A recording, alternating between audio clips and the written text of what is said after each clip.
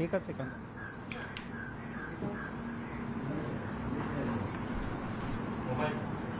महाराष्ट्र विकास आघाडीच्या वतीनं आलेल्या आपल्या सर्वांचं प्रथम मी स्वागत करतो आहे.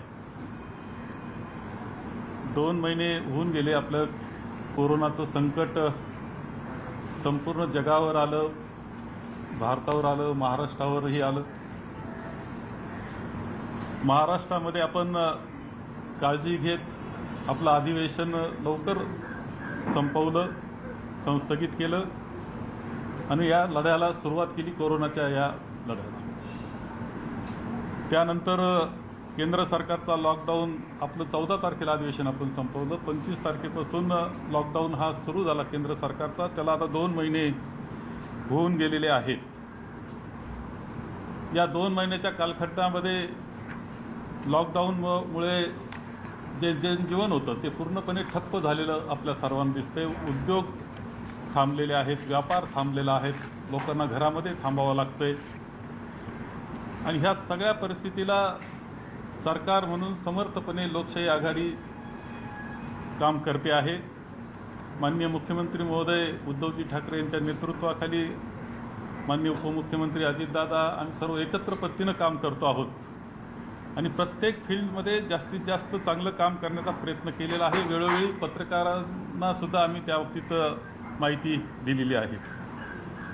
विशेषतः महाराष्ट्रामध्ये उद्योग व्यवसायाचं मोठं केंद्र आहे. देशाला जो रेव्हेन्यू जातो त्यातला 35% रेव्हेन्यू हा महाराष्ट्रामधून जातो. ह्या सगळ्या परिस्थितीमध्ये इथे मायग्रंट लेबरची संख्यासुद्धा परराज्यातून आलेले कामाकरता आलेले जे आहेत कामगार त्यांची संख्यासुद्धा खूप मोठी आहे. याशिवाय गरीब माणूस आहे, त्या प्रत्येकाची काळजी ही महाराष्ट्र शासन म्हणून तेव्हापासून आपण घेतली. आजही ज्याला भोजन पाहिजे, कोणी उपाशी राहू नये याची काळजी घेतली. ते आजही 7 लाख भोजनाचे ताटं आपण देत आहोत अशी परिस्थिती आहे. याशिवाय मायग्रंट लेबरला महाराष्ट्र आपलं शासन असेल, याशिवाय निर्णय स्वयंसेवी संस्था, पक्ष कार्यकर्ते यांनी सुद्धा मुंबईमध्ये पाहिलं असेल किंवा राज्यामध्ये सुद्धा खूप मोठी मदत त्यांना केलेली आहे. परंतु 1.5-2 महिने घरामध्ये राहिल्यामुळं त्यांची अवस्था, मानसिक अवस्थासुद्धा कठीण झाली आणि त्यांना घराकडे पुन्हा जाण्याचं ज्यावेळेस ओढा वाढला ते बाहेर येऊ लागले, आग्रह धरू लागले, बाहेर रस्त्यावर आले. त्यानंतरसुद्धा आपण त्यांची काळजी घेत आपण ट्रेन सुरू झाल्यावर प्रथम खर्च पक्ष कार्यकर्त्यांनी उचलला, पदाधिकाऱ्यांनी उचलला, स्वयंसेवी संस्थांनी त्यांना मदत केली. नंतर तोच निर्णय महाराष्ट्र शासनाने केला आणि जवळपास 100 कोटी रुपयाची तयारी आपण केलेली आहे. त्यातला बराचसा खर्च झालेला आहे. त्या ट्रेन्सला आपण पूर्णपणे त्यांचं तिकिटाचा खर्च आपण करतो आहोत. तिथं पाणी देणं, त्यांचं जेवण बरोबर देणं याची काळजी घेतो आहे. जे लोक पायी निघाले होते त्यांचीसुद्धा काळजी घेतली गेली. वेळोवेळी त्यांना जेवण याची सगळी व्यवस्था कार्यकर्त्यांनी तर केली होती, शासन करत होतं, पण त्यानंतर बसेसनी त्यांची व्यवस्था केली. आणि ह्या सगळ्या पार्श्वभूमीवर एक असा टप्पा आता आलेला आहे की कोरोनाचं संकट अजून कमी झालं असं मी मानत नाही. अनेक जिल्ह्यामध्ये नवीन प्रश्न तयार होत आहेत, काही ठिकाणी कमीसुद्धा आलेलं आहे. मुंबईची स्थिती आपण पाहतो का काळजीचीच आहे. मुंबईची स्थिती काळजीची आहे, परंतु शासन म्हणून जर पाहिलं आपण तर अत्यंत चांगल्या प्रकारची काळजी स्वतः माननीय मुख्यमंत्री महोदयांनी त्या बाबतीतलं मॉनिटरिंग स्वतः केलं, काळजी घेतली. आज मोठाले हॉस्पिटल्स आपण उभे केलेले आपण सर्वजण पाहत आहोत आणि कोणाची गैरसोय होऊ नये याची पूर्णपणे काळजी ही आपण घेतो आहोत. या परिस्थितीमध्ये विरोधी पक्ष म्हणून आम्ही त्यांच्याकडून सहकार्याची अपेक्षा केली होती, आजच सहकार्याची अपेक्षा आहेत. परंतु त्यांनी मात्र एक वेगळं अशी मोहीम सुरू केलेली दिसते आहे की त्यामधून सरकारला कशा पद्धतीनं बदनाम करता येईल आणि त्याच्यातून ह्या अस्थिरता कशी निर्माण हा प्रयत्न चाललेला त्यांना दिसतोय.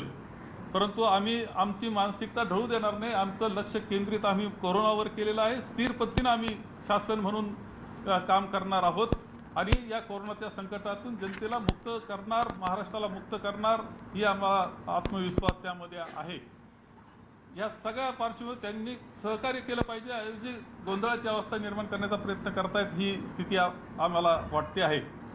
आणि म्हणून आज आरोग्याच्या बाबतीत काय काय व्यवस्थापन केली या बाबतीत आमचे मुख्य सचिवांनी आणि जे आयुक्त आहेत महानगरपालिकेचे यांनी काल स्पष्टपणे निवेदन व्यवस्थित पद्धतीनं मांडणी ही आपल्या सर्वांसमोर केलेली आहे. त्यामुळे त्या आरोग्याच्या विषयात आम्ही जात नाही, परंतु आजच्या या निमित्तानं कालच माजी मुख्यमंत्री देवेंद्र फडणवीस यांनी जे काही आर्थिक निवेदन केलेलं आहे, आर्थिक बाबतीत का केंद्र सरकारने कशी मदत केली या बाबतीतलं निवेदन त्यांनी केलेलं आहे, त्या बाबतीतलं स्पष्टीकरण आणि त्या माध्यमातून महाराष्ट्रातल्या जनतेला वस्तुस्थिती काय आहे याची माहिती व्हावी, याकरता आम्ही आजच्या निमित्त आपल्या सर्वांसमोर आलेलो आहोत.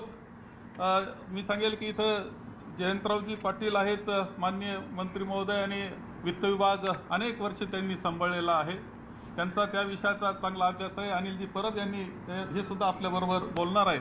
आणि त्यामुळे आजचा हा विषय हे जे काही माननीय देवेंद्रजी फडणवीस यांनी जे निवेदन कालचं केलेलं आहे त्यातली खरी वस्तुस्थिती काय हे सांगणारी माहिती त्यांनी आपल्याला देणार आहेत. त्यांनी ती द्यावी अशी विनंती मी त्यांना करतो आहे.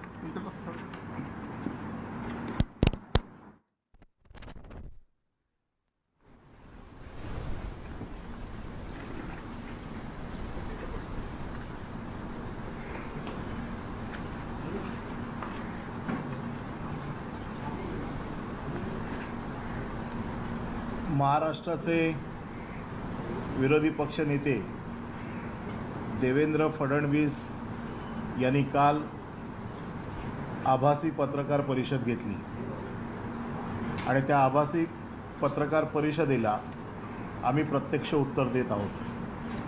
कारण महाविकास आघाडीचं सरकार हे कुठलाही आभास निर्माण करू इच्छित नाही, तर जे वस्तुस्थिती आहे ती आपल्यासमोर यावी म्हणून आज आम्ही आपल्यासमोर आलेलो आहोत. काल देवेंद्र फडणवीस यांनी ज्या गोष्टी आपल्यासमोर ठेवल्या आणि एक असं चित्र उभं केलं की केंद्र सरकार हे महाराष्ट्र सरकारला इतके पैसे देते आहे आणि एवढी भरघोस मदत देऊन देखील महाराष्ट्र सरकार आपल्या कामामध्ये अपयशी ठरत आहे, अशा एक प्रकारचं त्यांचा कालचा बोलण्याचा एकंदर मतितार्थ निघत होता. आणि म्हणून महाराष्ट्र राज्याच्या सर्व लोकांना वस्तुस्थिती कळावी, आकडेवारीमध्ये गुंतवून लोकांची दिशाभूल होऊ नये म्हणून वस्तुस्थिती मुद्देवार आपल्यासमोर ठेवण्याचं काम मी करत आहे.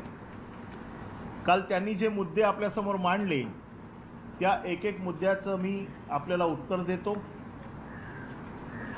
कारण महाराष्ट्राचे मंत्री जयंत पाटील साहेब गेले कित्येक वर्ष वित्त विभाग सांभाळत होते, त्यांनी गेले कित्येक वर्ष शासन चालवलेलं आहे, त्यामुळे आम्हाला तशी सल्लागारांची गरज नाही.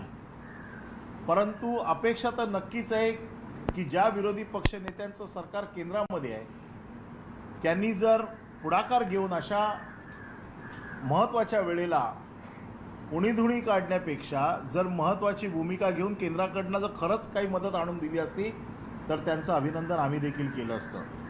परंतु काल जे मुद्दे त्यांनी आपल्यासमोर ठेवले त्याच्यातला पहिला मुद्दा त्यांनी असा ठेवला की पंतप्रधान गरीब कल्याण योजनेच्या अंतर्गत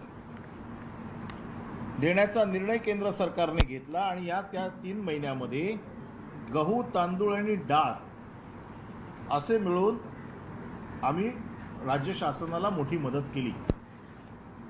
हा निर्णय हा केवळ महाराष्ट्रापुरता झालेला नाही, हा देशाचा निर्णय आहे आणि ह्या देशाच्या निर्णयात महाराष्ट्राला देखील या योजनेचा फायदा मिळाला. परंतु 1750 कोटी रुपयाचे त्यांनी सांगितले की गहू आम्हाला दिलेत. 1750 कोटी रुपयाचे गहू महाराष्ट्राला मिळालेले नाहीत. गहू महाराष्ट्राला मिळालेला नाही. त्यानंतर त्यांनी असं म्हटलंय की 122 कोटी आम्ही स्थलांतरित मजुरांसाठी दिलेत. स्थलांतरित मजुरांना पैसे देण्याची ऑर्डर 4 दिवसापूर्वी झालेली आहे. अजून FCI मधनं धान्य निघालेलं नाही आणि मजूर आपापल्या गावाला आता पोचलेले आहेत. त्याच्यामुळे हे देखील पैसे महाराष्ट्राला मिळणार नाही. त्यामुळे पहिला मुद्दा जो त्यांनी सांगितला त्याच्यातले 1750 कोटी रुपयाचे गहू महाराष्ट्राला मिळालेलेच नाही. दुसरा मुद्दा त्यांनी सांगितला, प्रधानमंत्री किसान सन्मान योजनेत आम्ही 1726 कोटी रुपये दिले. ही योजना आजची आहे का? तर नाही, ही योजना अगोदरची आहे. या योजनेत टप्प्याटप्प्याने पैसे देत होते. 6,000 रुपये त्यांना देत होते. हे देखील 2-2 हजारच्या टप्प्याने देत होते.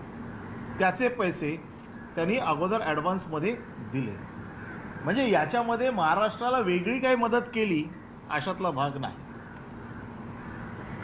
विधवा, दिव्यांग, ज्येष्ठ नागरिक यांच्यासाठी 116 कोटी रुपये दिले. ह्या योजनेमध्ये फक्त 20% सरकार देतं, केंद्र सरकार. 116 कोटी रुपये केंद्र सरकारने दिले, पण त्याचबरोबर 1210 कोटी रुपये हे महाराष्ट्र सरकारने दिले. म्हणजे 20%ची योजना केंद्र सरकार देते आणि 80% राज्य सरकार देते. त्यामुळे 116 कोटी रुपये दिले हे सांगितलं, परंतु 1210 कोटी रुपये महाराष्ट्र सरकार देतं हे सांगायला ते सोयीस्करपणे विसरलेले. महाराष्ट्रातनं 600 श्रमिक ट्रेन सुटल्या. प्रत्येक ट्रेनमध्ये 50 लाख रुपये केंद्राला खर्च, राज्याने केवळ तिकिटाचे 7 ते 9 लाख रुपये खर्च केला. 600 श्रमिक ट्रेन सुटल्या. याच्यातल्या 24 तारखेपर्यंत किती सुटल्या आणि 25 आणि 26ला किती सुटल्या याचा देखील हिशोब घ्या. या सगळ्या ट्रेनचे पैसे हे महाराष्ट्र सरकारने दिले. महाराष्ट्र सरकारने 68 कोटी रुपये ट्रेनचा खर्च दिलेला आहे. आजपर्यंत केंद्र सरकारने याच्यामध्ये कुठलेही पैसे दिलेले नाहीत. आणि एका ट्रेनला 50 लाख रुपये खर्च कुठला येतो याचा हिशोब आपण पत्रकारांनी त्यांच्याकडे मागावा. जे पैसे लागले कुठल्याही श्रमिकाकडनं पैसे घेतले नाहीत आणि हा पूर्णपणे खर्च हा आम्ही महाराष्ट्र सरकारने केलेला आहे. त्याचबरोबर जी आत्ता शेवटी जी फेसबुकवर मुख्यमंत्र्यांनी लोकांशी संवाद साधला आणि त्यात असं म्हटलं की आम्ही 80 ट्रेन दिवसाला केंद्र सरकारकडे मागितल्या रेल्वेकडे आणि ते फक्त 30 ते 35 ट्रेन देत आहेत. याचा त्यांना एवढा राग आला की त्यांनी 2 दिवसात आमची मागणी 178 ट्रेनची होती पूर्ण पुढच्या कालावधीकरता 30 तारखेपर्यंत, त्यांनी 152 ट्रेन एकाच दिवसात देऊन टाकल्या. पश्चिम बंगालमध्ये वादळ आहे. पश्चिम बंगाल सरकारने आम्हाला सांगितलं की दिवसाला फक्त 2 ट्रेन पाठवा. त्यांचं पत्र आहे आमच्याकडे. आणि आम्ही मागणी केली 48 ट्रेनची. 48 ट्रेनची मागणी पूर्ण 30 तारखेपर्यंत केलेली असताना त्यांनी एका दिवसामध्ये 43 ट्रेन पाठवल्या. एका दिवसात 43 ट्रेनचं शेड्यूल केलं. म्हणजे लोक जाऊच नाहीत, सरकार बदनाम व्हावं. गेल्या 2 दिवसातला तुम्हाला सांगतो की पियुष गोयल हे ट्विटरवरती सारखे सांगतात की आम्ही ट्रेन पाठवतो, परंतु महाराष्ट्र श्रमिकांना पाठवत नाहीये. हे जे फोटो आहेत माझ्याकडे हे श्रमिक नाही आहेत म्हणून आहेत का?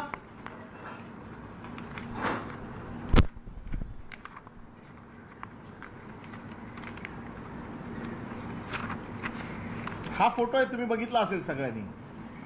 हे लोक जाणार आहेत. ट्रेनच्या वेळा इतक्या उलट्या सुलट्या करून टाकलेल्या आहेत.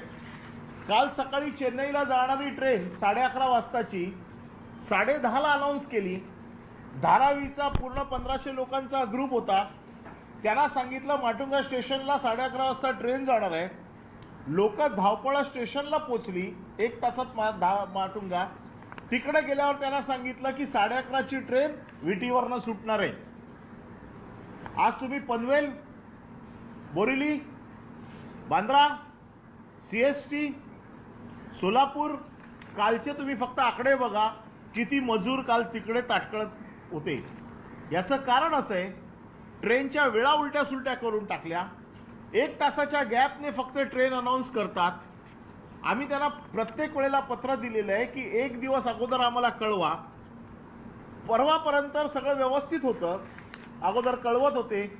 आम्ही एसटीच्या वतीने बीएसटीच्या वतीने लोकांना त्या स्टेशनपर्यंत पोचवत होतो.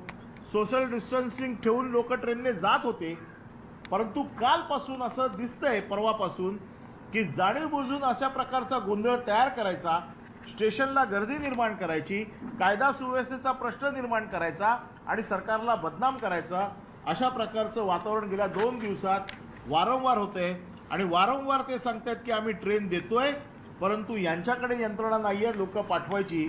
गर्दी तुम्ही बघताय, तुम्ही सगळे पत्रकार आहात, तुम्हाला माहिती आहे किती गर्दी मोठ्या प्रमाणात इकडे होते. गुजरात राज्य महाराष्ट्रापेक्षा छोटं आहे, त्यांना 1500 ट्रेन दिलेत आणि आपल्याला आत्तापर्यंत फक्त 700 ट्रेन दिलेली आहे. हा फरक आहे त्याच्यामधला. आणि त्याचा पूर्णच्या पूर्ण खर्च हा फक्त महाराष्ट्र सरकारने केला आहे, केंद्राने काही केलेलं नाही. 19,000 कोटी महाराष्ट्राला केंद्र सरकारकडनं मिळाले. डिव्हॅल्युएशन ऑफ टॅक्सेसच्या माध्यमातून 5,648 कोटी रुपये मिळाले. हे पैसे कुठे मिळाले, कधी मिळाले, कुठल्या अकाउंटला गेले, 1 रुपया त्यांनी सांगावं. महाराष्ट्र सरकारचे हक्काचे 18,279 कोटी हे अजून आम्हाला मिळायचे आहेत. 19-20चे हे 19-20चे पैसे अजून आम्हाला मिळालेले नाहीत. या वर्षीचे साधारण आम्हाला म्हणजे फक्त हे मे आणि एप्रिल आणि मेचे आम्हाला फक्त 2,359 कोटी रुपये आत्तापर्यंतचे केवळ 2 महिन्यात अजून कमी निधी मिळालेला आहे. म्हणजे हा 2च महिन्याचा आहे. म्हणजे फक्त 30%, 70% मिळाला, 30% अजून बाकी आहे. म्हणजे मागचे जवळपास आमचे 18,279 कोटी आणि आत्ताचे आमचे 2,369 कोटी असे आपले हक्काचे पैसे अजून महाराष्ट्राला मिळायचे. ते जरी दिले तरी पुरेसे आहेत आम्हाला. ते अजून आम्हाला मिळालेले नाहीत. त्या पैशाची आम्ही सारखी मागणी करतोय, ते पैसे आम्ही सारखे त्यांच्याकडे पाठीशी लागलोय, ते पैसे अजून त्यांनी दिलेले नाहीत. जवळजवळ 42,000 कोटीची आमची साधारण अपेक्षा होती, परंतु डिमॉनिटायझेशन, GST आणि त्याच्यानंतर लॉकडाऊन याच्यामुळे साधारण 24,000ची तूट आम्हाला झाली. म्हणजे हे पैसे आमचे हक्काचे पैसे आहेत, ते अजून आम्हाला मिळालेले नाही आहेत आणि हे सांगतात की आम्ही एवढे पैसे तुम्हाला दिलेले आहेत. त्यानंतर शेतमाल खरेदीसाठी देण्यात आलेला निधी, कापूस 5,647 कोटी, बाकीचं धान, तूर, चणा, पीक असे सगळे मिळून 9,000 कोटी असं त्यांनी म्हटलेलं आहे की हे पैसे आम्ही तुम्हाला दिलेत. आपल्या सगळ्यांच्या माहिती आहेत, हे तर सगळे त्यातले तज्ज्ञ लोक आहेत. आपलं कापूस फेडरेशन खरेदी करतं, त्याला राज्य सरकार हमी देते, कर्ज ते उभारतात, परतफेड ते करतात. त्याच्यामध्ये येणारं फक्त नुकसान जे असतं कापसाचं ते केंद्र सरकार देते. ते सुद्धा निग्लिजिबल असतं आणि ते सुद्धा 5 वर्षानंतर देते. ते देखील त्यांनी दिलेले आकडे, पुढचे तर त्यांनी दिलेलेच नाही आहेत, याचा त्यांचा काही संबंधच नाही आहे. म्हणजे धान असेल, तूर असेल, चणा असेल, पीक, याचा काही पीक विम्याचा त्यांचा संबंध नाही. हा सगळा खर्च हा केंद्र सरकार फक्त कापसाच्या बाबतीमधला जो तूट येते तेवढी फक्त ते लोक केंद्र सरकार देते आणि ती सुद्धा 5 वर्षाने देते. त्यानंतर पुन्हा त्यांनी असं म्हटलेलं आहे, केंद्राने कायद्यात बसत नसताना देखील नोव्हेंबर महिन्यापर्यंतचे सर्व पैसे दिलेले आहेत. आमचं परत तेच म्हणणं आहे की कायद्यात बसत नसलेले देऊच नका, परंतु कायद्यात बसलेले तर आमचे पैसे द्या. जे 18,279 कोटी रुपये जे आमचे हक्काचे आहेत ते तर पहिले पैसे द्या. कायद्यात न बसणारे पैसे नंतर आपण विचार करू त्याचा काय करायचं ते, परंतु कायद्यात बसणारे पैसे तरी किमान आमचे मिळाले पाहिजेत, ही आमची मागणी आहे. त्यानंतर त्याने असं म्हटलंय, केंद्राने GDPच्या 5% कर्ज घेता येईल अशी व्यवस्था केली आहे, त्यामुळे महाराष्ट्राला 1,60,000 कोटीचे कर्ज घेता येईल. आता कर्ज घ्यायला आम्हाला यांची शिकवणी लावायची आहे का? एवढे अर्थतज्ञ आमच्याकडे बसलेले आहेत ज्यांनी वर्षानुवर्ष ह्या सगळ्या गोष्टी बघितलेल्या आहेत. पुन्हा GDPच्या 5% म्हणजे 3%ची तर प्रोव्हिजन पूर्वीपासूनच होती. त्याच्यामध्ये 0.5 फक्त तुम्हाला कुठल्याही अटीविना मिळते, परंतु उरलेलं वरचं 1.5% हे तुम्हाला अटी शर्ती आहेत. आणि ह्या अटी शर्ती 4 अटी शर्ती आहेत. त्या पाटील साहेब आपल्याला सांगतील की त्या केल्यामुळे काय राजकीय परिणाम होणार आहेत. या 4 अटी शर्ती मंजूर वरचे 2% घ्यायचे म्हणजे राज्याला पुन्हा एकदा कर्जाच्या खाईत लोटायचं. त्याच्यामुळे हे जे काही सल्ले देत आहेत की 1,60,000 मोठे मोठे आकडे बोलायचे, आभास निर्माण करायचा आणि लोकांच्या समोर असं चित्र उभं करायचं की एवढे पैसे मिळणार असून देखील राज्य शासन काही करत नाही, अशा प्रकारचं चित्र उभं केलं जातंय. हे पूर्णपणे चुकीचं आहे. कर्ज घेण्यासाठी आम्हाला त्यांच्या सल्ल्याची गरज नाही. आमच्याकडे बरेच मोठे अर्थतज्ञ आहेत. यानंतर त्यांनी असं म्हटलंय की पैसे नाहीत म्हणून शेतकरी, बारा बलुतेदार यांना मदत करता येणार नाही, अशी ओरड करता येणार नाही. कर्नाटक, गुजरात, केंद्र शासित केंद्र शासन छत्तीसगडने देखील तयारी केली आहे.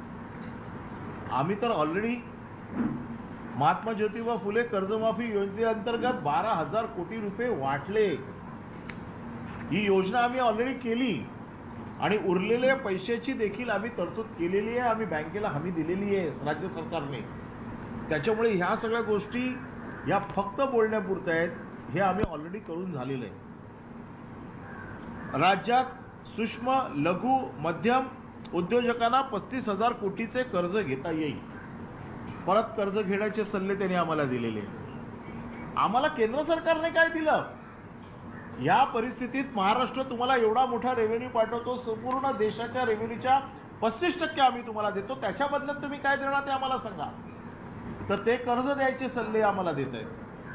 आतापर्यंत केंद्राने 5,000 कोटीपेक्षा जास्त पैसे केंद्राने राज्याला दिलेले आहेत. आमचा परत मुद्दा तोच आहे. आम्हाला जे पैसे तुम्ही सांगितले, आमचे हक्काचे पैसे तुम्ही परत द्या. आमचे पैसे जे आहेत ते परत द्या.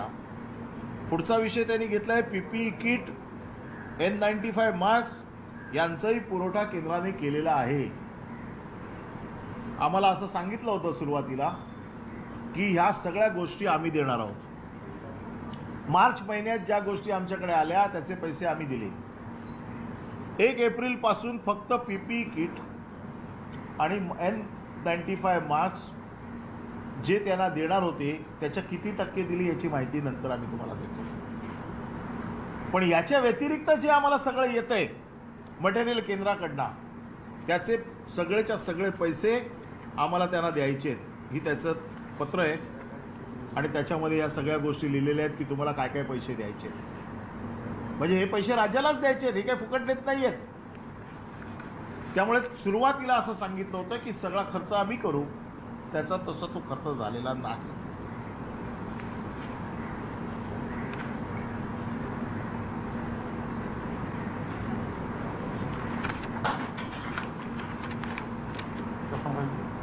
मजुरांच्या छावण्यांसाठी 1,619 कोटीचा निधी दिला असं त्यांनी सांगितलेलं आहे. आपल्याला माहिती आहे की केंद्र सरकार प्रत्येक राज्याला डिझास्टर मॅनेजमेंटसाठी पैसे देते. त्यापैकी 1,611 कोटी रुपये त्यांनी दिला असं सांगितलेलं आहे. दरवर्षी राज्याला 4,600 कोटी रुपयाचा निधी येतो डिझास्टर मॅनेजमेंटचा. तो काय कोविडसाठीच फक्त आलेला नाही आहे. तो मग अतिवृष्टीसाठी येतो, बाकीच्या सगळ्या गोष्टींसाठी येतो. जेव्हा जेव्हा डिझास्टर होतं त्यावेळेला येतो. त्याच्यातलेच फक्त 1,611 कोटी रुपये दिलेले आहेत. हे काय आपल्या राज्याला वेगळे पैसे आलेले नाही आहेत. जो आपला डिझास्टरचा फंड येतो त्याच्यातले 1,611 कोटी त्यांनी दिलेले आहेत. म्हणजे हे त्यांनी वेगळे पैसे दिलेले नाहीत.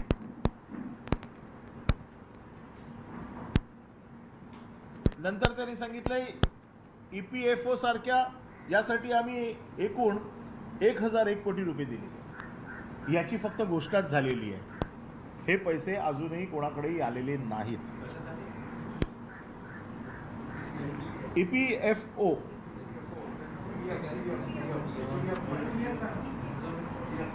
एम्प्लॉईज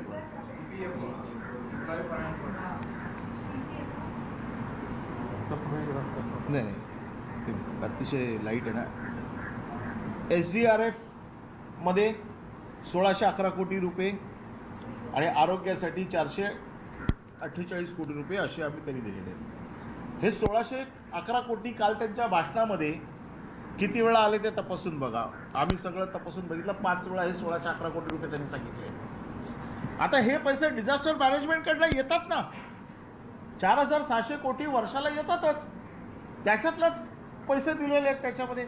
याच्यामध्ये वेगळे केंद्र सरकारने काहीच दिलेले नाहीत.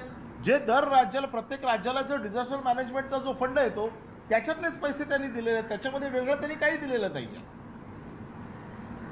त्यामुळे केंद्र सरकारच्या पॅकेजमध्ये MSEM, गृहनिर्माण, discom, RRDF, CAMPA employment, street vendor farm gate infra, microfood, ह्या सगळ्या ज्या काय किमान 78,500 कोटी रुपये महाराष्ट्राला मिळतील. ही माहिती, हे पैसे सगळे हवेतच. याच्यात हे म्हणजे आभासी आहेत सगळे. हे कसे मिळणार हे आम्हाला माहिती आहेत ना. जर मिळवायचे असतील तर ते कसे मिळाले पाहिजेत, त्याच्यासाठी कुठल्या स्कीम वापरल्या पाहिजेत, कसं कर्ज उभं केलं पाहिजे, याच्यासाठी अर्थ खातं आहे ना. म्हणजे त्याच्यासाठी केंद्र सरकारने वेगळी काय आमच्यावर मेहरबानी केलेली नाही आहे. जे हक्काने बाजारात उपलब्ध आहे ते कसं आणायचं ते आम्ही अर्थ खात्याच्या माध्यमातून मिळवू. आणि त्यांनी असं दाखवलेलं आहे त्याच्यामध्ये की केंद्राच्या पॅकेजमधील 78,000 कोटी असे एकूण 2,71,500 कोटी रुपयाचा लाभ हा महाराष्ट्राला मिळू शकतो. म्हणजे हे पुन्हा मी सांगतो की हे सगळे आभासी पैसे आहेत, हे सगळे हवेतले पैसे आहेत. याच्यातले प्रत्यक्ष किती पैसे आम्हाला मिळू शकतात याचा आम्हाला देखील चांगला अभ्यास आहे. साहेब बसलेत, त्यांनी पूर्ण त्याची माहिती काढलेली आहे. महाराष्ट्रातील करोना स्थितीवरती वाईट रुग्णांचा मृत्यू याच्यात मोठी वाढ, आता चाचण्यांची संख्या अतिशय कमी. महाराष्ट्राच्या या आरोग्याबाबतीत काल CS साहेबांनी आणखीन मुंबईच्या कमिशनर साहेबांनी अतिशय चांगली माहिती दिली. परंतु मी तर फक्त 2-3च गोष्टी सांगेन की जेवढ्या टेस्ट महाराष्ट्रात झाल्या, जेवढ्या चाचण्या महाराष्ट्रात झाल्या, मुंबईत झाल्या, तेवढ्या कुठेही झाल्या नाही. आणि ज्या पद्धतीने महाराष्ट्र सरकारने आणखीन मुंबई महानगरपालिकेने टेस्ट केल्या, लोकांना विलगीकरण केलं. तुम्हाला माहिती आहे मुंबईची डेन्सिटी इतकी हाय आहे आणि अशाही परिस्थितीमध्ये मुंबईमध्ये एवढं मेगा हॉस्पिटल, चायनामध्ये मेगा हॉस्पिटल 15 दिवसात बनवलं तर त्याची जगभर चर्चा झाली. परंतु मुंबई महानगरपालिकेने मेगा हॉस्पिटल बनवलं ते यांना दिसत नाही. मुंबईमध्ये आता ज्या प्रकारे हॉस्पिटल उभं करण्याचं काम चालू आहे त्याच्याबद्दल कोण काही बोलत नाही. एवढ्या मोठ्या प्रमाणात टेस्ट केल्या जात आहेत त्याच्याबद्दल कोण काही बोलत नाही आहे. मुंबईची भौगोलिक परिस्थिती जी चारी बाजूने बघितली जाते आणि फक्त 642 किलोमीटरच्या परिसरामध्ये आज 2.25 कोटी लोक राहत आहेत, अधिकृत अनधिकृत. ह्या सगळ्या लोकांना विलगीकरण करून त्यांच्यामधनं माणसं शोधून जास्तीत जास्त टेस्ट करण्याचं काम मुंबई महानगरपालिकेने केलं, ते कोण बघत नाही आहेत. आणि तुमचा जो रेट दिलाय 32%, हा कुठून आणला मला माहीत नाही. तुम्ही संख्या नीट तपासून घ्या. आम्ही देखील दररोज आकडे बघत असतो, आम्हाला देखील मुंबईची चिंता आहे. मुंबई तर आमची कर्मभूमी आहे, जन्मभूमी तर आहे माझी, त्याच्यामुळे मुंबईची चिंता आम्हाला आहेच. पण केवळ अशा वेळेला केवळ राजकारण करायचं, आणखीन महाराष्ट्राला बदनाम करून महाराष्ट्रामध्ये एवढे पैसे केंद्र सरकारने दिले तरी महाराष्ट्र काही करू शकत नाही, अशा प्रकारचं वातावरण निर्माण करण्याचं काम विरोधी पक्ष नेते करतायत. आणि म्हणून त्यांच्या सगळ्या मुद्द्यांना मी सविस्तर त्यांच्या मुद्द्याप्रमाणे उत्तर दिलेलं आहे. या संदर्भात अजून जी काही माहिती आहे ते आमचे नेते जयंत पाटील साहेब देतील आणि त्यानंतर आपल्याला काय प्रश्न विचारायचे ते विचारा. नाही, पहिले जरा जयंत पाटील साहेबांना बोलू देत, त्यांचं घ्यायचं.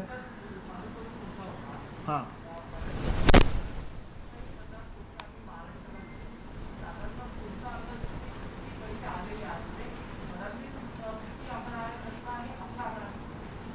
देतो मी तुम्हाला 5 मिनिटं. पहिलं साहेबांचं होऊ देत, मी तुम्हाला सगळी माहिती देतो. बसा. नाही बसा बसा, ऐकू येईल जातं जातं. नाही थोडं सरकत. नाही बसा, मध्येच बसू.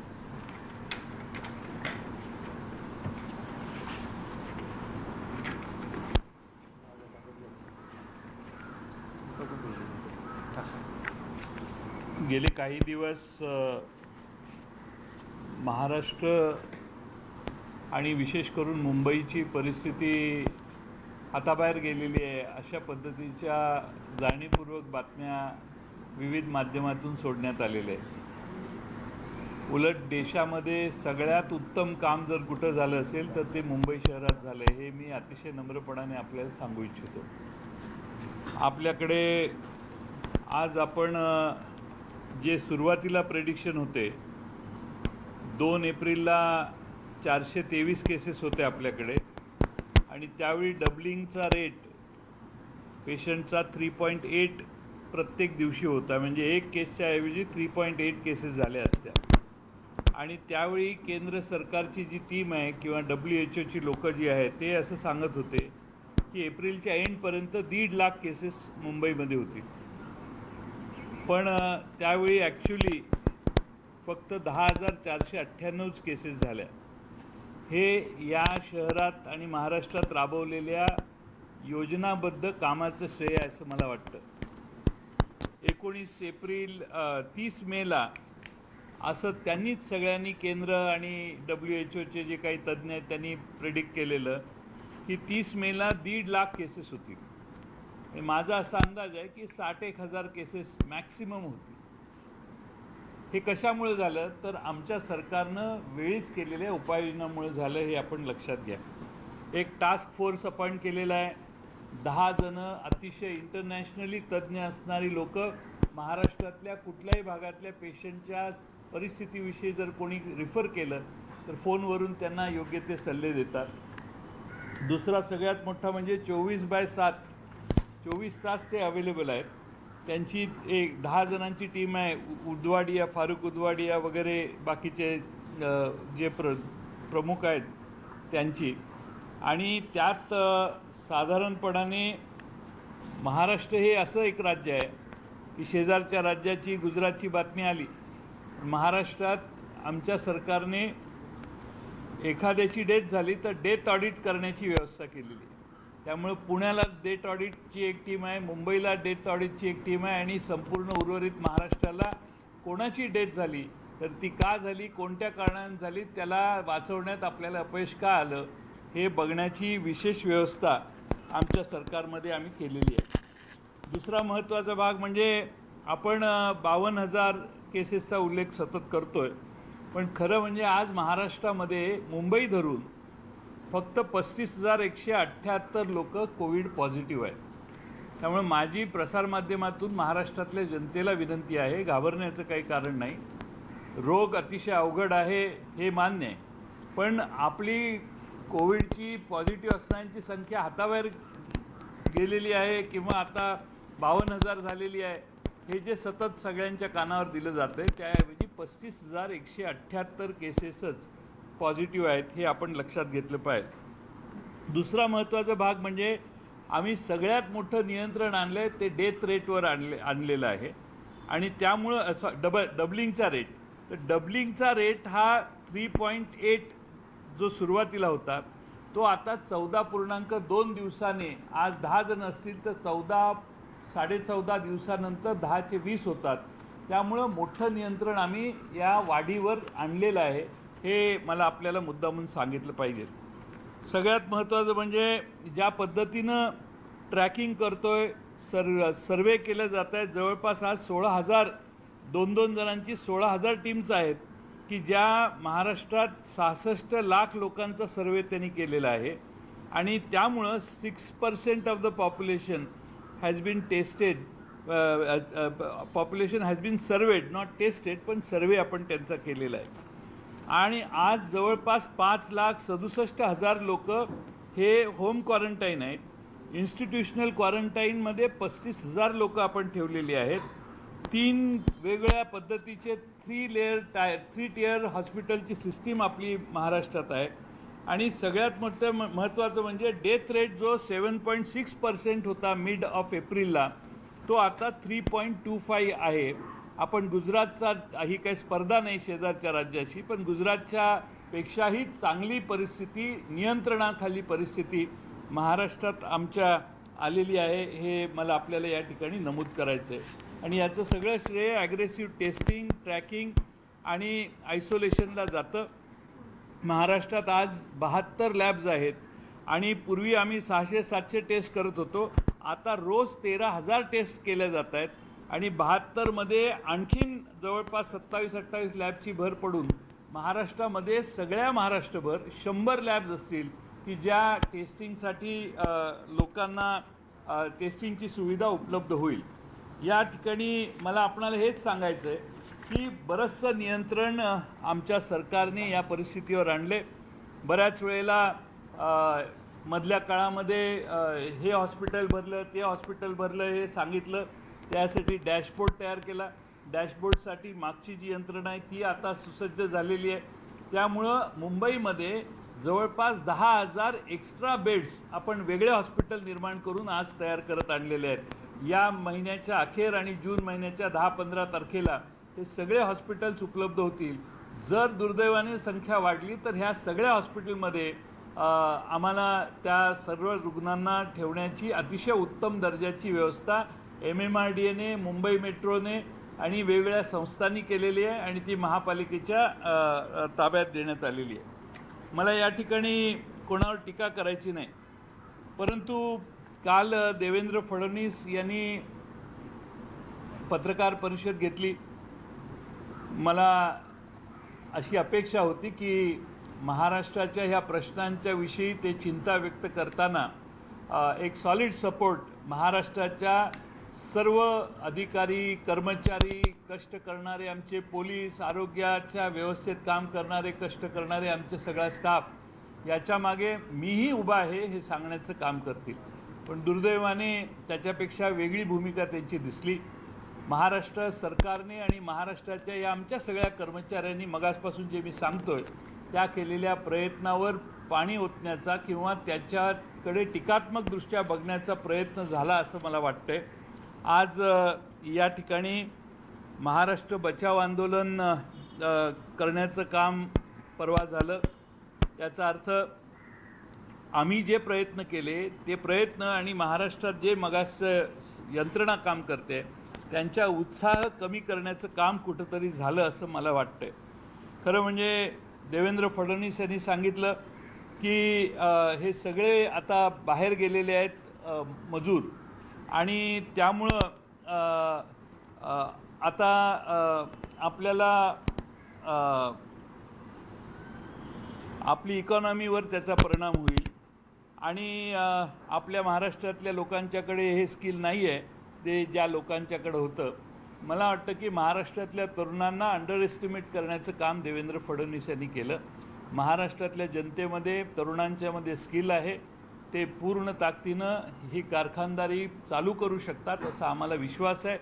जे गेलेले आहेत ते येतील, पण आज त्यांच्या अनुपस्थितीमध्ये ही कारखानदारी महाराष्ट्रातली चालू व्हावी यासाठी महाराष्ट्रातल्या युवकांच्याकडे आवश्यक ते स्किल आहे. स्किल इंडिया नावाचा प्रोग्राम माननीय नरेंद्र मोदी साहेबांनी सुरू केला, तो फेल गेला का काय अशा पद्धतीचं त्यांचं विधान आहे असं मला वाटतं. मागच्या 5 वर्ष स्किल इंडियाने काही स्किल दिली असतील, मग त्याचाही वापर झाला पाहिजे होता, पण त्यावर देवेंद्र फडणवीस साहेबांचा विश्वास दिसत नाही.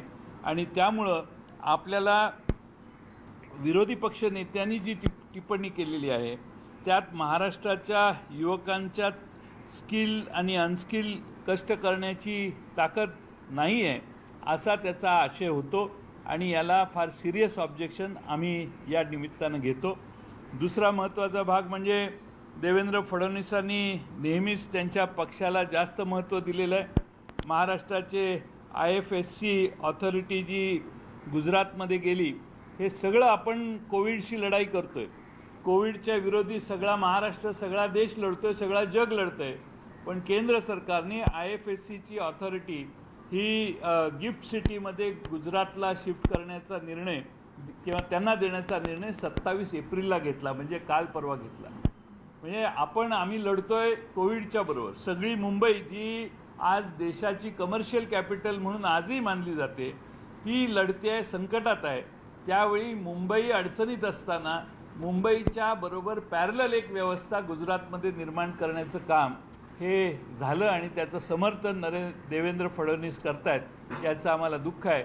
आम्हाला वाटतं की त्यांनी अशा पद्धतीनं का ते IFSC तिकडे गेलं ह्याची कारणमीमांसा मधल्या काळात दिली, पण त्याला काही मला फारसा अर्थ वाटत नाही. दुसरा महत्त्वाचा भाग म्हणजे 7 लाख पेक्षा जास्त मायग्रंट वर्कर्स हे गेले. मी मागच्या माझ्या पत्रकार परिषदेमध्ये तिकीटं दाखवलेली होती की पहिले 6-7 दिवस जे मजूर गेले ते तिकीट काढून गेले आणि पियुष गोयल असं म्हणतात की आम्ही 85% खर्च देतो आणि तो 85% जो खर्च आहे तो दिला असेल तर मग ही सगळे फुकट जायला पाहिजे होते.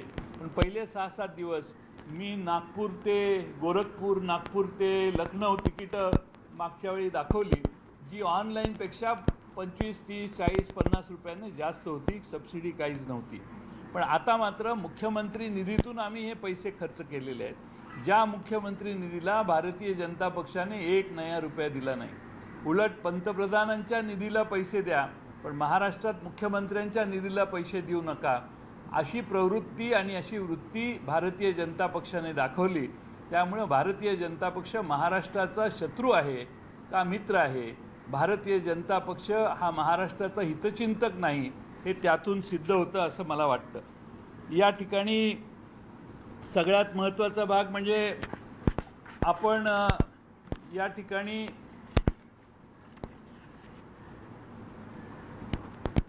गेले काही दिवस आपण देवेंद्र फडणवीस यांनी सांगितलं की केंद्र सरकारने आपल्याला बरेच इक्विपमेंट्स किंवा हे दिले, PPE किट्स दिले आणि हे दिले, मास्क दिले. मी आपल्याला मला काय हे केंद्राशी आमचा वाद नाही, पण आता आकडेवारीचा हिशेब त्यांनी सांगितला म्हणून माझं कर्तव्य आहे की आपल्या सर्वांना त्याची योग्य ती माहिती देण्याचं काम केलं पाहिजे. त्यामुळं या ठिकाणी मला अतिशय नम्रपणानं सांगितलं पाहिजे की आपल्याकडे महाराष्ट्रात नाही दुसरं ते टेबल जवळपास 10 lakh PPE kits leader of opposition यांनी सांगितलं. 10 लाख PPE किट्स दिले, 16 लाख N95 मास्क दिले, प्लस 448 कोटीचे इक्विपमेंट दिले. आपल्याला नम्रपणाने मी सांगतो, खरं म्हणजे मला हे सांगायचं नव्हतं. शेवटी काय केंद्र सरकार, नरेंद्र मोदी आणि केंद्र सरकार यांना आम्ही मागितलं तर ते मदत करतील वगैरे, पण दिलं, येण्याच्या आधी दिलं म्हणणं योग्य नाही. आम्ही मागितलेले आत्तापर्यंत N95 मास्क हे पहिल्या फेजमध्ये आणि 8,46,000 टोटल क्वांटिटी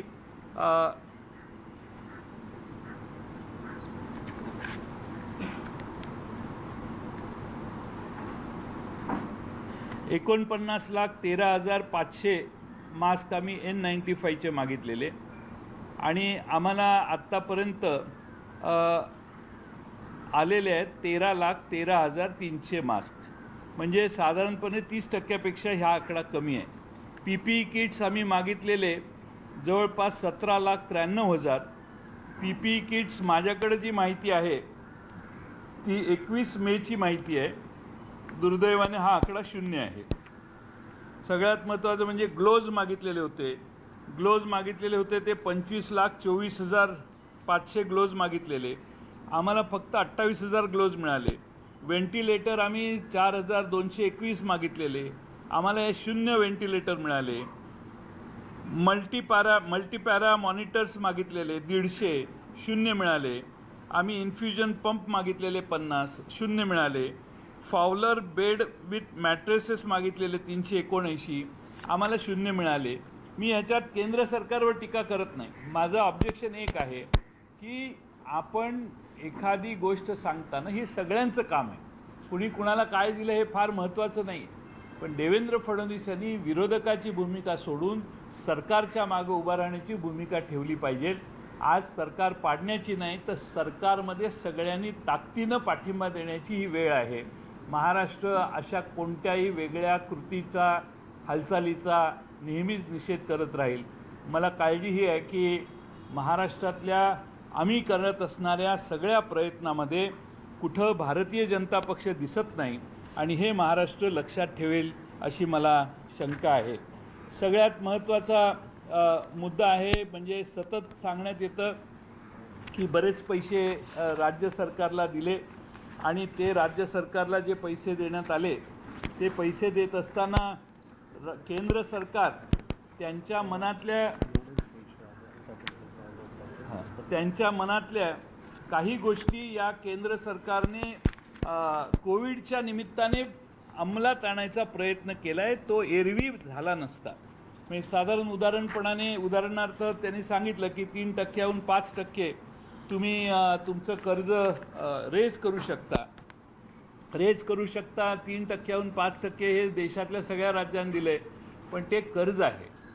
केंद्र सरकार हे राज्य सरकारला अशा अतिशय कठीण प्रसंगामध्ये पुढे येऊन मदत करण्यासाठी काय विशेष करणार. आमच्या राज्याच्या उपमुख्यमंत्र्यांनी अर्थमंत्र्यांनी पत्र पाठवले 25,000 कोटी रुपयाची मदत आपण करा, पण तशी मदत कुठंच झाली नाही. आपण राज्यात तुमच्या केंद्राच्या योजना वाचून दाखवल्या, याचा अर्थ महाराष्ट्राच्या लोकसंख्येला आवश्यक असणारी जी केंद्र सरकारची नेहमीची मदत आहे, हक्काची आहे, तीच आपण देत आहे. आता GSTचे पैसे जवळपास 5,000 कोटी रुपये आपण कमी दिले. डिव्हॉल्युशन ऑफ टॅक्सेसमध्ये मागच्या वर्षी 18,000 काहीतरी कोटी रुपये कमी आले. ठीक आहे, होऊ शकतं. यावर्षी आता आम्हाला पैशाची गरज असताना दरवर्षी 1200 कोटी रुपये दर महिन्याला कमी यायला लागले. त्याचा तोटा आम्हाला फटका बसायला लागला.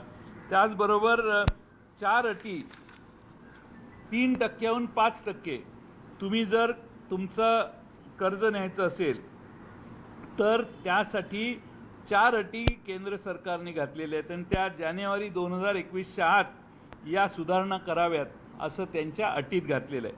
आता अट साध्या असत्या तर आम्ही कालच मंजूर केल्या असत्या, पण अटी काय आहेत? अट आहे की महाराष्ट्रात जी आम्ही शेतकऱ्यांना वीज देतो ती शेतकऱ्यांना वीज जी आहे ती तुम्ही मोफत देऊ नका किंवा सबसिडाईज देऊ नका.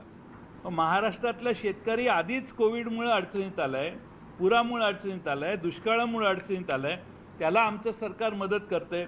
पण आता केंद्र सरकारने जर कर्ज काढायचं असेल तर शेतकऱ्यांची विजेची जी माफी आहे किंवा सबसिडी आहे ती तुम्ही बंद करा किंवा कमी करा अशी भूमिका घेतलेली आहे.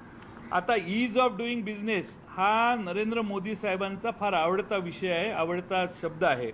आणि त्या निमित्ताने लेबर रिफॉर्म्स म्हणजे आज जे कामगाराला या देशात संरक्षण आहे, आता कोविडमुळे कामगार गावाला गेले परत आले, तो तिथं परमनंट असेल तर त्याचा तो हक्कच आहे. तर त्या लेबर रिफॉर्म्स करा आणि जे या देशात कामगारांना संरक्षण देण्यासाठी कायदे आहेत ते कायद्याची मोडतोड करा अशी मानसिकता आहे. म्हणजे तुम्ही कर्ज काढा पण आमचं म्हणणं ऐका अशी यातली परिस्थिती आहे या संदर्भातली. दुसरं 1 नेशन 1 रेशन कार्ड ही एक अट आहे. कल्पना फार चांगल्या आहेत, पण फेब्रुवारीच्या आत या संबंधातली पूर्तता करणं फार डिफिकल्ट जाणार आहे. तिसरं स्थानिक स्वराज्य संस्थांमधले रिफॉर्म्स करा.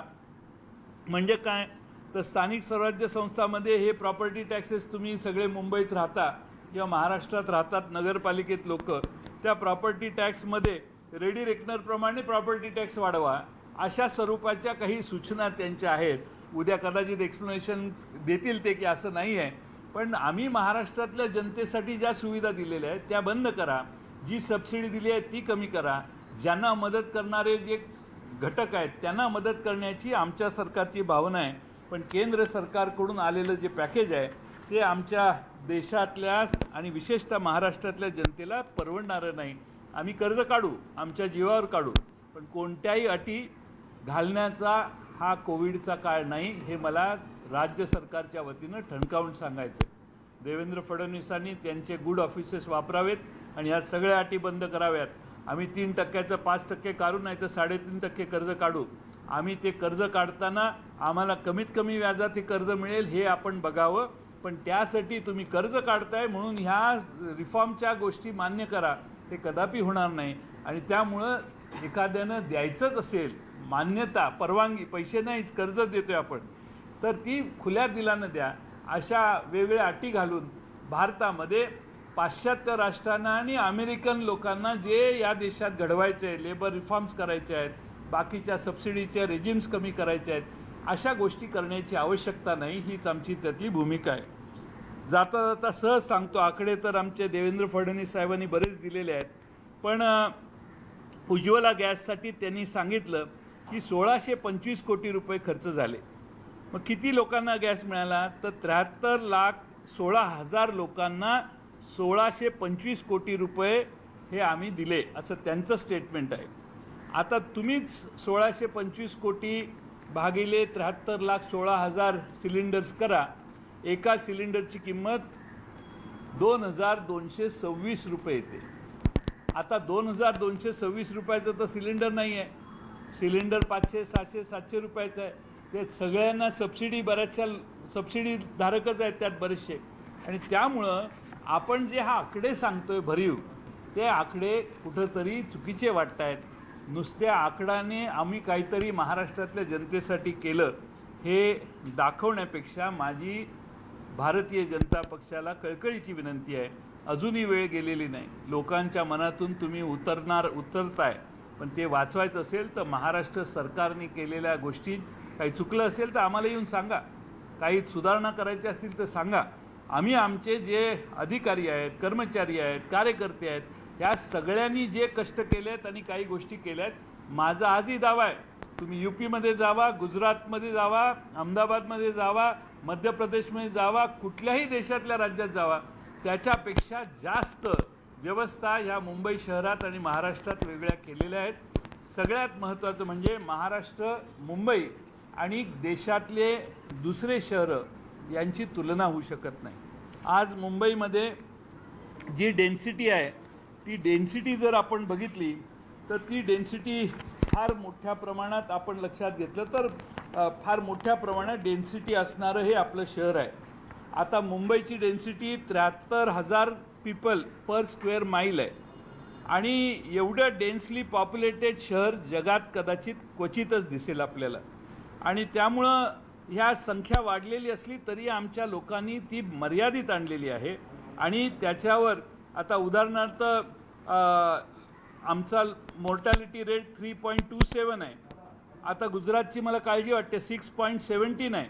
ही काही दोन राज्याची स्पर्धा नाही आहे, पण तिथं काहीतरी जास्त प्रयत्न करा. जे मुंबईला केलेलं आहे, मुंबईमध्ये सगळे प्रायव्हेट हॉस्पिटल्स हे MCGMने ताब्यात घेतलेले आहेत. आणि मुंबई शहरामध्ये कुठल्याही गरीब माणसाला त्या ठिकाणी व्यवस्था त्याची जाऊन सरकारी खर्चाने आज होते. गुजरातमधल्या कोर्टाने विचारलं, मेहरबान कोर्टाने, की महाराष्ट्रात मुंबईमध्ये जर खाजगी हॉस्पिटल्स ताब्यात घेऊन काम होत असेल तर तुम्ही का नाही करत. असे अनेक निर्णय आहेत की जे मुंबईत महाराष्ट्र सरकारने घेतलेले आहेत की ज्याचं अनुकरण देशातले अन्य राज्य करायला लागलेली आहेत. एवढंच मला आज या ठिकाणी सांगायचं. एक सवाल इसी को लेकर है, आपने अभी अभी कहा कि मुंबई में 80% जो हॉस्पिटल्स हैं सीनियर्स ने बदल लिए हैं.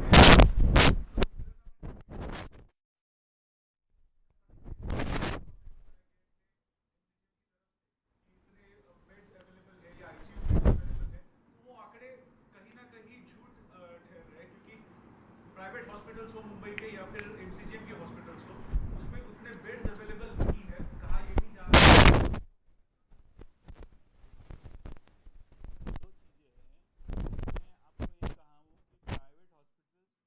कंट्रोल में लिए हैं. इसका मतलब है कि अगर ब्रीच कैंडी में 500 बेड्स है तो 20% उनके पास रखे हैं, बाकी सब बेड्स मॉनिटर्ड बाय MCGM. तो इसीलिए वो मॉनिटरिंग गवर्नमेंट ऑफ महाराष्ट्र या मुंबई कॉरपोरेशन अभी कर रही है. लेकिन बेड्स अवेलेबल नहीं है जो कल. हाँ, बेड्स अवेलेबल नहीं क्योंकि संख्या ज़्यादा है और इसीलिए हम नए अस्पताल तैयार कर रहे हैं ना. वो इसीलिए मैं आपको 10,000 बेड्स की व्यवस्था कर रहे हैं. काल फडणवीसांनी सांगितलं की 2 लाख 71,500 कोटी रुपये केंद्राच्या 20 कोटीच्या पॅकेजमधून महाराष्ट्राला मिळणार आहे. 78,500 कोटी रुपये हे थेट पॅकेजमधून मिळतील आणि 1,65,000 कोटी हे विविध उभारणीसाठी ते सहाय्य म्हणून मिळणार. मी 2 लाख कोटी फडणवीस 78 जरा वजा करा, किती राहतात बघा ना. फडणवीस साहेबांचे मी आभारी मानतो की जर हे मिळालं तर ॲडव्हान्समध्ये माझे आभार, पण हे मिळणार नाही आहे. कारण काय आहे की 20 लाख कोटीचं जे पॅकेज आहे त्यातून केंद्र सरकारच्या बजेटमधून केंद्र सरकारच्या पुस्तकातून बाहेर पडणार आहे 2 लाख कोटी रुपये, 2 लाख कोटी टोटल. आणि त्यामुळं बाकीचं सगळं आहे ते मगाशी सांगितलं तसं तुम्ही कर्ज काढा आणि आम्ही आहेच तुमच्या मागं, असा तो प्रकार आहे. आम्ही केंद्र सरकारला कळकळीची विनंती करतो की आज सगळ्या देशातल्या प्रत्येक राज्यात लिक्विडिटीचा प्रश्न आहे, टॅक्स गोळा होत नाही आहे, प्रत्येक राज्याच्या तिजोरीत पैसे उपलब्ध होत नाहीत. त्यामुळं केंद्र सरकार, रिझर्व्ह बँक त्यांच्या ताब्यात आहे. देशातल्या बँकांमध्ये देशातल्या खाजगी निमसरकारी सरकारी बँकांमध्ये जे पैसे आज पडून आहेत, कुणी कर्ज काढायलाही पुढे येत नाही, ते पैसे या देशातल्या राज्यांना वापरायला द्या आणि ते कमीत कमी दरात किंवा शून्य दरात द्या. ही इकॉनॉमी बाहेर काढण्यासाठी त्याला जास्त महत्त्व देणं आवश्यक आहे. बाकीच्या सगळ्या घोषणा किती पूर्ण होणार आणि किती नाही, 1 वर्षाने ऑडिट केल्यावर मला वाटतं की हा आकडा 2, 2.5, 3 लाखाच्या वर जाणार नाही.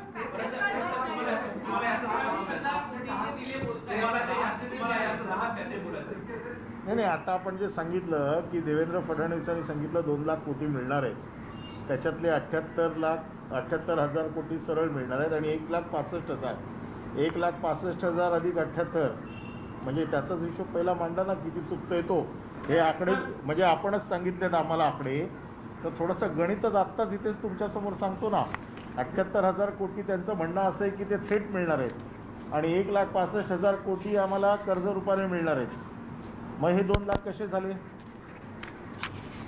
त्यामुळे हे प्रत्येक आकडे जे आहेत हे अशा पद्धतीने फुगवून सांगितलेले आहेत आणि ज्या रेग्युलर योजनातले काही पैसे इकडे आणलेले आहेत आणि काही पैसे जसं आता पाटील साहेबांनी सांगितलं आहे की कर्ज रूपाने जे मिळायचे आहेत त्याच्यासाठी रिफॉर्म्स वगैरे करावे लागणार आहेत.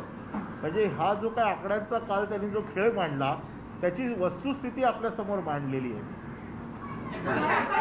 आपला जो प्रश्न आहे आपल्या 28,000 कोटी त्यांचं जे म्हणणं आहे, आम्ही जो हिशोब काढला आहे त्याच्यापैकी आत्तापर्यंत राज्याला 6,649 कोटी रुपये राज्याला आलेले आहेत.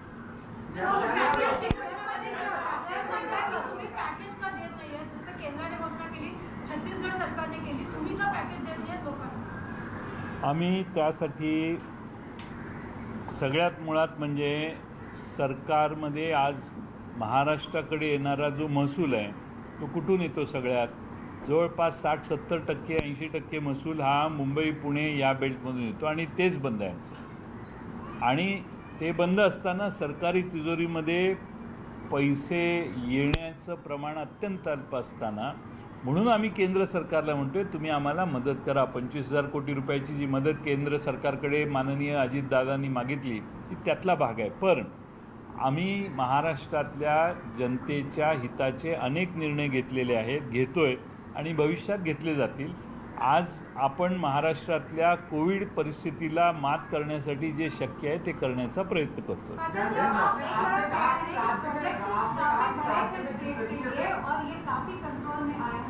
लेकिन आज भी हर रोज हम कम से कम 2,000 केसेस ऐड कर रहे हैं. मुंबई में 1,000 से 1,500 केसेस ऐड हो रहे हैं. ये केसेस क्यों बढ़ रही हैं और क्या हेल्थ क्लस्टर्स में we have reached local community transmission stage? मुझे ऐसा लगता है कि जहाँ भी डेंस पॉपुलेशन है वहाँ ही ये केसेस बढ़ रहे हैं. जैसे कि धारावी थी, लेकिन धारावी सबसे अच्छी बात है कि धारावी में बहुत काफ़ी कंट्रोल हो गया है. भिवंडी सर का शहर है वहाँ भी बहुत कंट्रोल हुआ है. मालेगांव सर का शहर है वहाँ भी कंट्रोल हुआ है. वर्ली में जो कोलीवाड़ा है वहाँ बहुत फैला हुआ था लेकिन वो भी कंट्रोल में आया है. बल्कि 22 अप्रैल को केंद्र सरकार की जो टीम है उन्होंने वर्ली में जो कंट्रोल करने की मेथड इस्तेमाल हुई उसका प्रेज़ किया है गवर्नमेंट ऑफ इंडिया के कुछ लोगों ने. इसीलिए बहुत अच्छी तरह से हमारा प्लानिंग काम हम सब कर रहे हैं और मुझे लगता है कि आने वाले 15-20 दिनों में हम और अच्छी तरह से परिस्थिति पे काबू ला सकेंगे। कम्युनिटी ट्रांसमिशन का मुझे नहीं बोलता कह सकता हूँ मैं, क्योंकि बता नहीं, लेकिन जिस तरह से हमारी संख्या कम आ रही है या डबलिंग रेट कम आ रहा है, तो इसीलिए मुझे लगता है हम नियंत्रण में, परिस्थिति हमारे काबू में, नियंत्रण में आ रही है। हाँ? There are lots of migrant laborers who are stranded, and this issue of the railway minister tweeting at 2 o'clock or whatever it is, the fact is that there are still migrant laborers at stations and they are not getting trains. Now the railway officials have said for the Vasai, Evershine city, that they have not received a request from the state government for these laborers to go back. How would you respond to that? How many requests for trains have been officially made to the railway? How many have the railways provided and how many have they cancelled? Yes, it is very unfortunate that from the other end the response is little different. But we have demanded about 178 trains, and the trains which have come, as Mr. Parab has mentioned, we did not expect at a time so many trains coming to Mumbai station. And when people went to a particular station, they were asked to go to another station. So this chaos, confusion was created. Maybe deliberately, we don't know, but unfortunately this could have been avoided. We are working and we are trying to see that we tell the people that this is the train and you 1500 people should board the train. This is that systematic, we are planning to do it, but unfortunately different messages are sent, and yesterday at Bhaikala station there were about 10,000 people gathered thinking that the railways are leaving tonight.